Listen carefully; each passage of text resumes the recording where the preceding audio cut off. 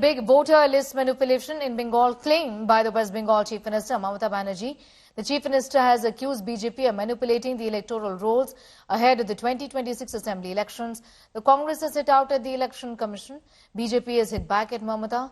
Banerjee has accused the BJP of manipulating the electoral rolls by adding fake voters from other states, allegedly with blessings of the Election Commission. She claimed that similar tactics were used by BJP to secure victories in Delhi and Maharashtra Assembly elections. Mamata alleged that fake voters from Haryana and Gujarat had been added to electoral lists in Bengal. She's warned that if action wasn't taken, TMC would launch a protest against the Election Commission. Congress leader Digvijay Singh has hit out at the Election Commission and questioned why the EC was not taking steps to prevent allegations made by Mamata. BJP meanwhile hit back at Mamata, saying that she was scared and that she was the only one who was stealing votes.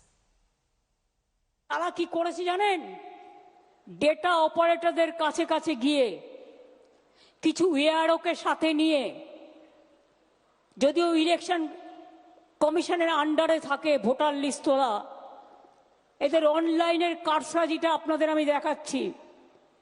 Field survey করেনি, বাংলার লোক যাতে vote দিতে না পারে একই epic কার্ডে বাইরের লোকের নাম তুলেছে।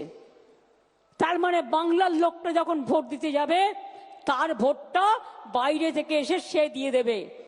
देखिए, ममता बनर्जी को पता चल गया है कि वो हारने वाली है आने वाली असेंबली चुनाव में, इसलिए उनका दिमागी हालत ठीक नहीं है, वो इस तरीके की बात कर रही है। और ममता बनर्जी डर रही है, स्पेशली हिंदूज जो है पश्चिम बंगाल के, वो एक साथ हो रहे हैं, इसके कारण ममता बनर्जी का डर बहुत बढ़ रहा है।